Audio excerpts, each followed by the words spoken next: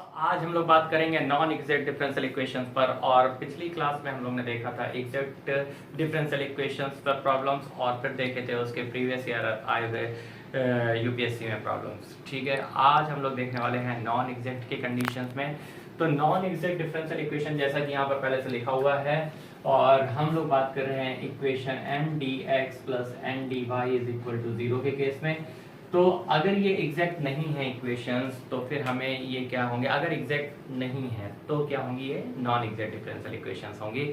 और अगर non exact differential equation है तो उन्हें सॉल्व करने के लिए इनको एग्जैक्ट के फॉर्म में कन्वर्ट करना पड़ता है और उसके बाद फिर हमें आगे बढ़ना पड़ता है। तो एग्जैक्ट में कन्वर्ट करने के लिए हमें एक फैक्टर का मॉड्यूलेशन करना पड़ता है और वो फैक्टर कहलाता है इंटीग्रेटिंग फैक्टर। ओके, तो अलग अलग मेथड से अलग अलग केसेस के लिए हम लोग देखेंगे ये इंटीग्रेटिंग फैक्टर कैसे निकालते हैं। और इन इंटीग्रेटिंग फैक्टर को जब हम इसका प्रोडक्ट कर देते हैं तो ये पूरी इक्वेशन एग्जैक्ट डिफरेंशियल इक्वेशन में कन्वर्ट हो जाती है। और जब ये एग्जैक्ट डिफरेंशियल इक्वेशन में कन्वर्ट हो जाती है तो फिर हम उसको रूटीन वाइज सॉल्व कर लेते हैं। तो चलिए करते हैं हम लोग नॉन एग्जैक्ट डिफरेंशियल इक्वेशन। अब हम लोग बात कर रहे थे मेथड 1 पर, और मेथड 1 पे हमारे पास क्या आएगा, देखिए कंडीशंस आपको ध्यान रखनी होंगी, यानी कि जो केसेस है उसके फॉर्म आपको याद रखने होंगे। y(f1) xy dx x(f2) xy dy equal to 0। यहाँ पर अगर mx minus n y not equal to 0 है तो उसका जो इंटीग्रेटिंग फैक्टर आपका आएगा वो आएगा 1/mx माइनस एन वाई। ठीक है, तो आपको ये जो इंटीग्रेटिंग फैक्टर आपका आएगा इसी को आपको जाके इक्वेशंस में इंटू करना है और उसके बाद आपकी ये इक्वेशन एग्जैक्ट इक्वेशंस में कन्वर्ट हो जाएगी। और जब ये एग्जैक्ट इक्वेशंस में कन्वर्ट हो जाए तो इसको सिंपली सॉल्व कर लेना है। अब ये देखना होगा कि आपका डिफरेंशियल इक्वेशन का कौन सा नेचर यहाँ पर काम करेगा। ओके, देखिए जो आपके ordinary differential equation of first order first degree के हैं वो भी इसमें यूज हो सकते हैं, या एग्जैक्ट डिफरेंशियल इक्वेशंस के जो हमने केसेस बताए थे अगर वो यूज हो रहे हैं तो वो भी यूज हो सकते हैं। ठीक है, तो वो उस पर डिपेंड करता है कि आपके प्रॉब्लम का डिफरेंशियल। तो अब हमारे पास एक प्रॉब्लम दे रखी है, इस प्रॉब्लम को देखते हैं। फिलहाल तो अभी हमने मेथड 1 ही देखा हुआ है, इस कारण से क्या होगा कि आपको ये लगेगा कि हाँ भाई इसी से रिलेटेड है, लेकिन यहाँ पर आपके 5-6 मेथड आएंगे जिस कारण से आपको ये पहले डिसाइड करना पड़ेगा कि ये उस फॉर्म में कन्वर्ट हो रहा है कि नहीं। तो इसलिए मैं कह रहा हूँ कि जब भी जो भी मेथड है उसको बहुत ध्यान से उसके फॉर्म को जरूर देख लेना। आपकी जो डिफरेंशियल इक्वेशन होगी उसमें बता के नहीं रखिएगा कि ये फॉर्म है कि वो फॉर्म है। ठीक है ना, तो यहाँ पर कॉम्प्लिकेटेड बस यही चीज़ है। एक बार आपने डिफरेंशियल इक्वेशन पहचान ली उसके बाद तो आपको सिर्फ मेथड लगाना है। ठीक है, तो आइए बात कर लेते हैं हम लोग। यहाँ पर सबसे पहला काम करते हैं, यहाँ पर देखिए एक्स कॉमन ले लेते हैं, सॉरी वाई कॉमन ले लेते हैं क्योंकि यहाँ पर वाई वाला केस है। तो वाई कॉमन लेते हैं, हमारे पास x y plus 2x² y² आ चुका है, dx आ चुका है। ओके, यहाँ से देखिए अगर हम लोग एक्स कॉमन ले लेते हैं तो एक्स कॉमन लेते ही x y minus x² y² dy is equal to 0 हो जाता है। तो अब हमारे पास क्या है, ये हमारे पास m dx की कंडीशंस में अगर हम यहाँ पर देख लेते हैं तो mx माइनस n dy है। ठीक है, तो m dx कितना हो गया, m की वैल्यू आ गई हमारे पास y x y plus 2x² y² और n की वैल्यू कितनी आ गई है, n की वैल्यू आ गई है हमारे पास x y और माइनस x² y²। ओके, अब हमें करना क्या है, हमें ये देखना है कि हमारे पास mx माइनस क्या चाहिए, ny। mx माइनस ny क्या चीज़ है, तो mx हमारे पास आएगा तो यहाँ पर x का मॉडिफिकेशन कर लेंगे, xy हो गया है, xy ये है प्लस 2x² y² है और माइनस y यहाँ पर ले लिया, xy ये है, xy माइनस x² y² है। अब इसके बाद इसको इंटू कर देंगे तो x² y² plus 2x³ y³ हो गया माइनस x² y² हो गया प्लस x³ y³ हो गया। ओके, x² y² कैंसिल हो जाएगा, 3x³ y³ आ जाएगा। ओके, अब ये नॉट इक्वल टू 0 है। ओके, तो नॉट इक्वल टू 0 की कंडीशन होने का मतलब क्या हो जाता है, इसका मतलब ये है कि हमारे पास इंटीग्रेटिंग फैक्टर की कंडीशंस आ जाएगी। और इंटीग्रेटिंग फैक्टर क्या है, mx माइनस ny। इन कंडीशंस को फुलफिल करते ही 3x³ y³ आ चुका है। अब इस इंटीग्रेटिंग फैक्टर को जब हम यहाँ पर इंटू करेंगे पूरी इक्वेशंस में तब जाकर के ये जो नॉन एग्जैक्ट इक्वेशंस है ये एग्जैक्ट इक्वेशन में कन्वर्ट हो जाएगी। ठीक है, तो आइए अब बात कर लेते हैं एग्जैक्ट इक्वेशन में कैसे कन्वर्ट करना है। तो मैं इसको हटाने वाला हूँ। ठीक है, ध्यान से देख लीजिए, फिर से समझ लीजिए, ये हमारे पास फॉर्म लिखी हुई है, इसका हम लोग को ये कंडीशन अप्लाई करना पड़ेगा, mx minus ny not equal to 0, then तब इंटीग्रेटिंग फैक्टर आएगा जो इसके नॉन एग्जैक्ट को एग्जैक्ट में कन्वर्ट कर देगा। तो हम लोग को पहले देखना है कि यही वाली फॉर्म है कि नहीं। एक्चुअल में पहला मेथड है तो इस कारण से आपको बड़ा आसान लग रहा है कि हाँ भाई ये तो यही मेथड है। ठीक है। लेकिन पेपर में यहाँ पर साइड में नहीं लिखा होगा कि आपके पास कि भाई ये मेथड 1 है मेथड 2, आपको खुद सेटअप करके ये चेक करना पड़ेगा कि हाँ मेथड 1 है। फिर उसके बाद आपको यहाँ से n निकालना होगा, फिर mx माइनस ny का कंडीशन देखनी होगी, वहाँ से रिजल्ट देखना होगा कि ये 0 ना हो। जब 0 होगा तो फिर क्या होगा, उस केस में भी मैं आपको बताऊंगा कि क्या हो सकता है। फिलहाल तो जब नॉट इक्वल टू 0 है तो हमारे पास फिर इंटीग्रेटिंग फैक्टर होगा 1/mx माइनस ny, और वहाँ से हमारा इंटीग्रेटिंग फैक्टर निकल के आएगा। इस इंटीग्रेटिंग फैक्टर को हम लोग क्या करेंगे, मेन इक्वेशंस में जा करके लगा दे रहे हैं। इंटीग्रेटिंग फैक्टर को जाकर के हमने क्या किया है, 1/3x³ y³ ये डाल दिया है, xy² + 2x² y³ dx आ गया है, और प्लस यहाँ पर आप इसको और कर सकते हैं, ये आ गया है x² y minus x³ y² dy, और ये आ गया आपका इक्वल टू 0। ओके, अब इसको अंदर ले जाते हैं, ठीक है ना। तो 1/3 को यहीं पर रखेंगे, 1/3 को हटा दो, और क्या xy² + 2x² y³ upon x³ y³ dx plus x² y upon x³ y² upon x³ y³, और ये dy is equal to 0। Okay, अब यहाँ पर इसको अलग अलग करते हैं, तो ये हमारे पास कितना आ जाएगा, x1/x² आ जाएगा। ओके, और यहाँ पर कितना आ जाएगा y। ओके, तो y भी आ गया, और प्लस यहाँ पर कितना आ जाएगा 2 आ जाएगा। ओके, तो यहाँ पर अपॉन में x ले लीजिए, और यहाँ पर कितना आ जाएगा आपका बस, और ये आ जाएगा आपका dx। ओके, और यहाँ पर लास्ट इधर क्या है x², ये 1/x आ गया है, और यहाँ पर कितना है 1/y² है, यहाँ पर कितना है x³ कैंसिल हो गया, 1/y है, और ये है dy इक्वल टू 0। ओके, अब हमें क्या करना है, ये देखिए एग्जैक्ट इक्वेशन फॉर्म हो गई, ठीक है ना, m dx plus n dy equal to 0। ठीक है, तो अगर ये एग्जैक्ट इक्वेशन है तो हमारे पास एग्जैक्ट इक्वेशन की कंडीशन को फुलफिल करना चाहिए। वैसे तो ये एग्जैक्ट हो जाएगी, मैं आपको दिखाने के लिए इसको एग्जैक्ट इक्वेशन है कि नहीं ये मैं चेक करके दिखा देता हूँ। आपको क्या करना है, डेबर और एग्जैक्ट डिफरेंशियल इक्वेशंस, आपको डेबर y इक्वल टू डेबर n अपॉन डेबर x देखना है, जो कि मैंने लास्ट लेक्चर में बताया हुआ था, लेक्चर नंबर 2 में।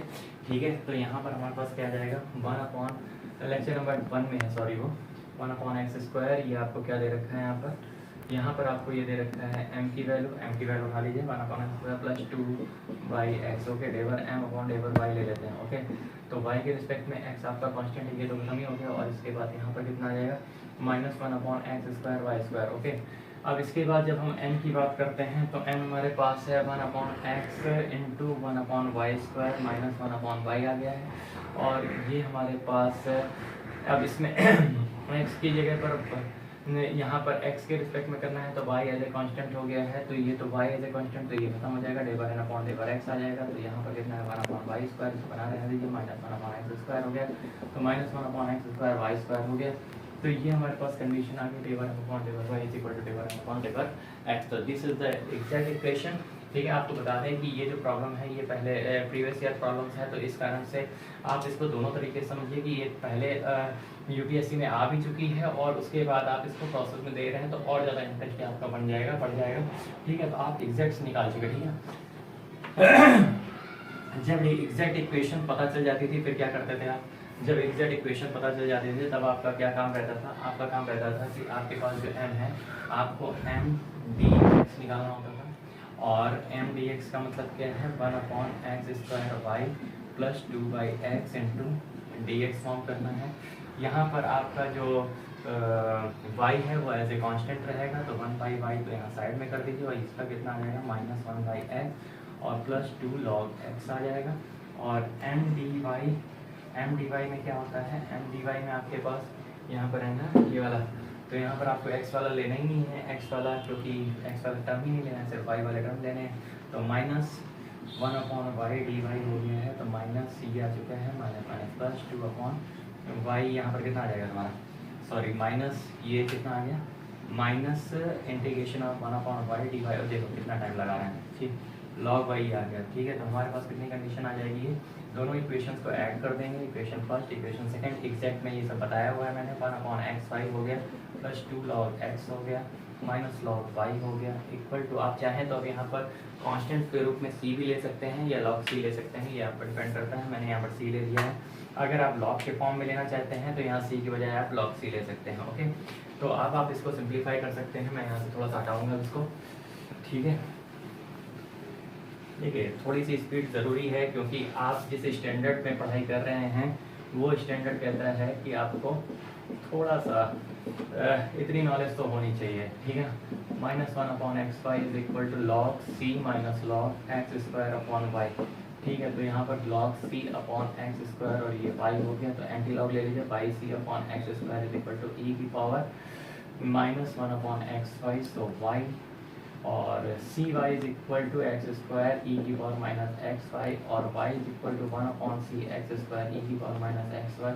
1/c को अगर हम k कंसीडर कर लें तो y equal to k x square e की पावर माइनस एक्स वाई। इस तरीके से आप रिजल्ट ले सकते हैं, ठीक है। तो इस तरीके से आपका केस बन जाएगा और आप इसको सॉल्व कर सकते हैं। तो मेरे ख्याल से आपको ये प्रॉब्लम समझ में आ गई होगी, अगर आ गई है तो आइए चलते हैं। जो मेथड 2 है उसमें हमारे पास वही इक्वेशन, लेकिन अब की बार इक्वेशंस कैसी होनी चाहिए, वो फॉर्म है कि होमोजीनियस इक्वेशंस हो और mx plus ny not equal to 0 होना चाहिए। याद रखिए जब हमारे पास पहली फॉर्म थी वहाँ पर mx माइनस ny ले रहे थे और नॉट इक्वल टू 0 की बात कर रहे थे, और यहाँ पर हमारे पास हमें इक्वेशन पहचाननी है कि वो होमोजीनियस होनी चाहिए।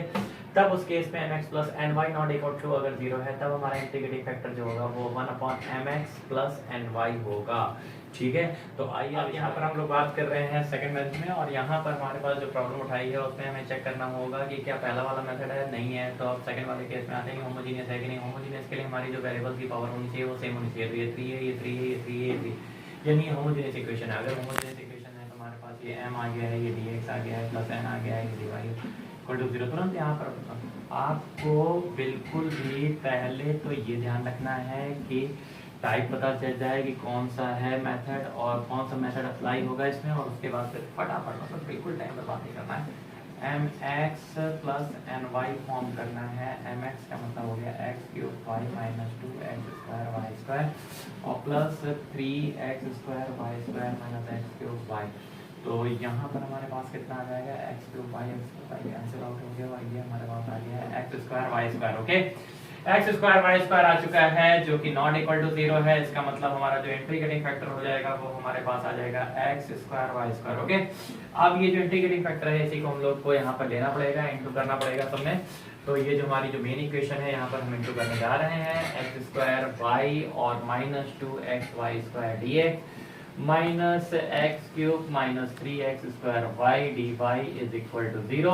अब इसमें मैंने इंटीग्रेटिंग फैक्टर को इंटू कर दिया है, x square y square integrating factor x square y minus 2x square y d x minus 1/x square y square x cube minus 3x square y d y is equal to 0।